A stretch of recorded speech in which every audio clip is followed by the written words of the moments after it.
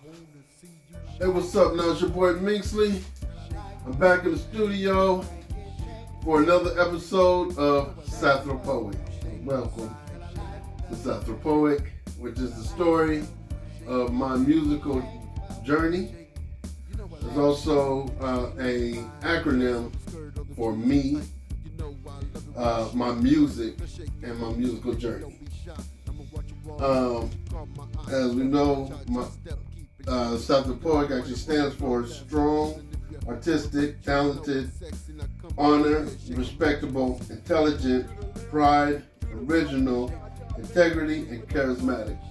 At some point, I'm going to memorize this so I don't have to keep reading that, but it is what it is. Until then, I want to remind you guys, yes, that the fifth album will be out on December 26th, the day after Christmas.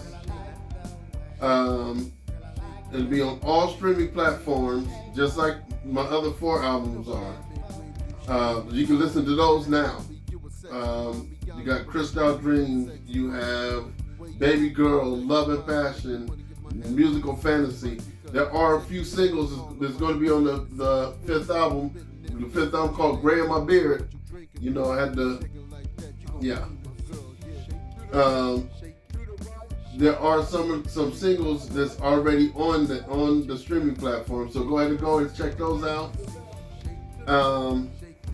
That being said, yes, you can also pull up the music on the social media. So if you want to put some of my music on your post, they will actually bring up all my music on the social media, on Facebook, Instagram, TikTok. Trust me, I know I've done it. And I really appreciate the love and support. So thank you. You guys feel free to use my music or you won't. You don't have to ask me for permission.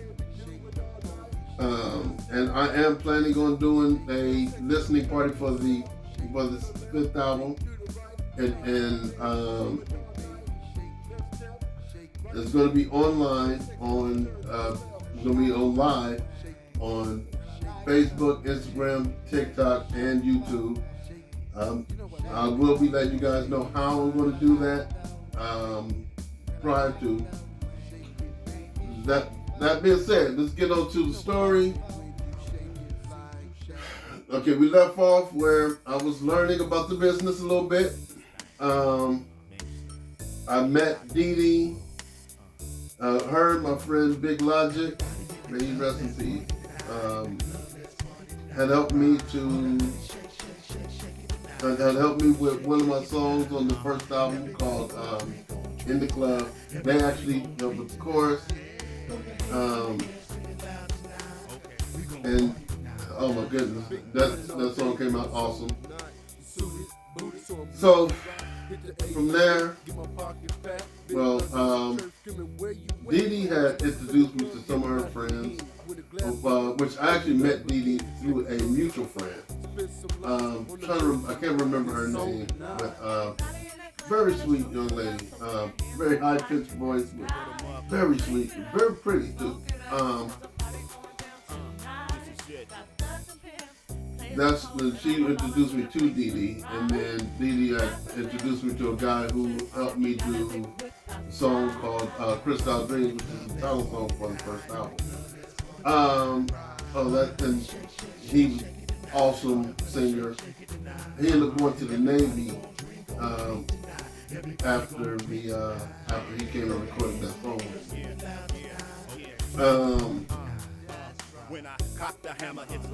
I wish I knew his name too, because I want to give everybody their respect,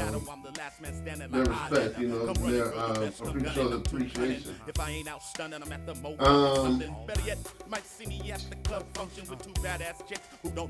One day, while I was working on my first album, I had a habit of listening to songs like playing a CD in the house, and then I take it out to the car or my truck at the time, and listen to it in the stereo in the truck, because I'm trying to make sure it sounds good in the different environments, you know.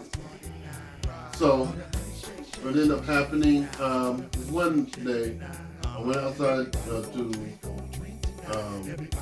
play it in the truck, and there was these people hanging out with my next door neighbor. And this guy came and he was trying to figure out what I was doing, because I kept going back and forth and trying to make adjustments. And so he asked me what I was doing. And I told him that I made the songs and I'm trying to mix them, and and he decided to give me some advice. He said that when you write a love song, you have to create a fantasy. And when you record the love song, you have to make that fantasy believable. Okay.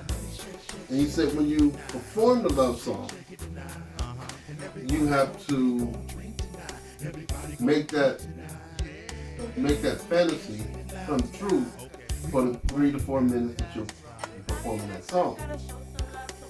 Which that advice, that changed my way of writing love songs to this day. But he also told me that when you're writing a love song, you have to think about all of that, through the whole process. So that way it makes you put your best foot forward when you're writing the love song. Like when you're performing, performing in my head while I'm writing it. So that I know that when I'm performing it on stage, how I would do it, and how I would make that fantasy come true. Cool. That being said, that ended up leading to I can't say situation.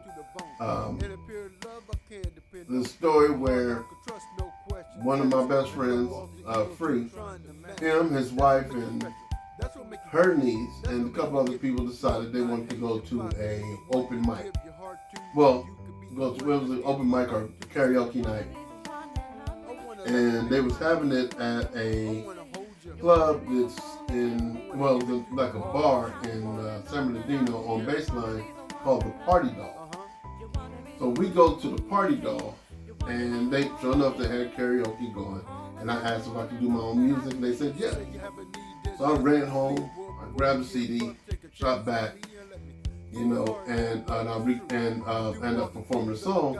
While I'm performing a love song, a couple of ladies were like loving the song, and I look up and I notice Free's wife at the back of the room, and she's like pointing at the people, the women that's like really liking it. One of them was her niece, and so I went and kind of performed one verse, like I was talking to her. And then there was a Hispanic girl, and she pointed at her, and this girl looked like she was just like just amazed that I was performing and talking to her, and so I did that. So I finished that song up. I go to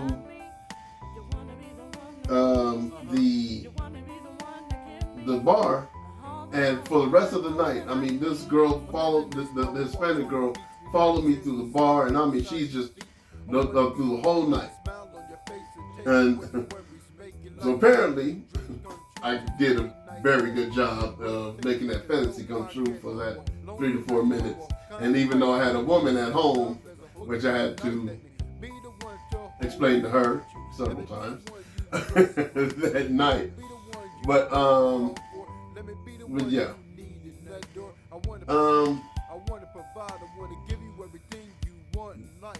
I ended up finishing up that album, Crystal Dreams, while I was with while my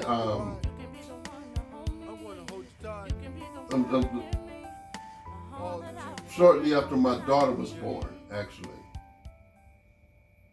And when she was born in 2005, I finished it in early 2006, and the last song on that album was a song that I actually wrote made to propose to my second wife, or the mother of my children. Where that was a bit of a story, because I actually planned that whole night based on how I wrote the song. And I was supposed to perform that. I was supposed to go to the MPs, because I started doing open mic at the MPs, and I was supposed to go there, and my cousin was supposed to watch my daughter so we can go to the MPs and I was going to perform the song. The song was called "You Said." I was going to perform it at the MPs and use that moment to propose. But something happened with my cousin. My cousin said that she had to work, so we ended up canceling doing that. Ended up doing it at my mother's house, and I performed the song. We were supposed to be doing a karaoke night at my mother's house. Invited a bunch of people, and that's when I performed the song and proposed.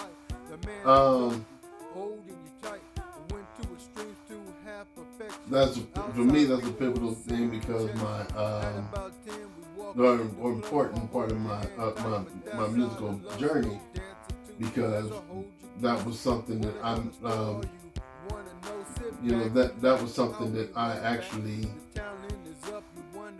purposely made for the album and for and I actually did a couple songs for her past that, but we're not together anymore. It is what it is. Life is life. Life is going life.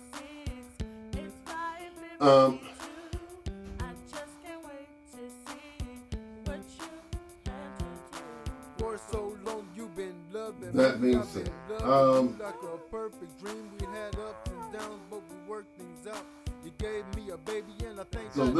we're gonna go ahead and cut it there. Remember, the fifth album will be out on December 26th. It will be it's going to be on all streaming platforms. Please on your social media. Please remember to like, share, comment. Holla at your boy. I'm talk back. I'll even throw some shout outs here on the episode. And I appreciate the people showing love. Like Eugene Hunt, I really appreciate you. My auntie, dearest, lovely, one of my aunties. I appreciate you. If I remember right, I think my Jeree actually hit me up on there, and I appreciate all of you. My boy Free,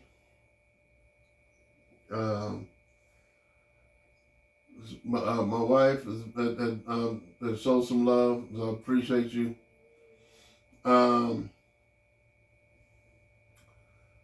So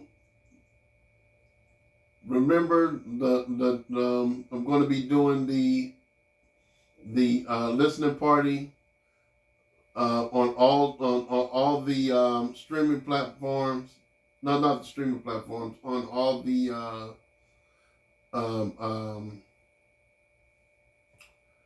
social media, Facebook, Instagram, TikTok, YouTube. I will let you know how I'll be doing it, so y'all can chime in and So, thank you. I love you. Bye.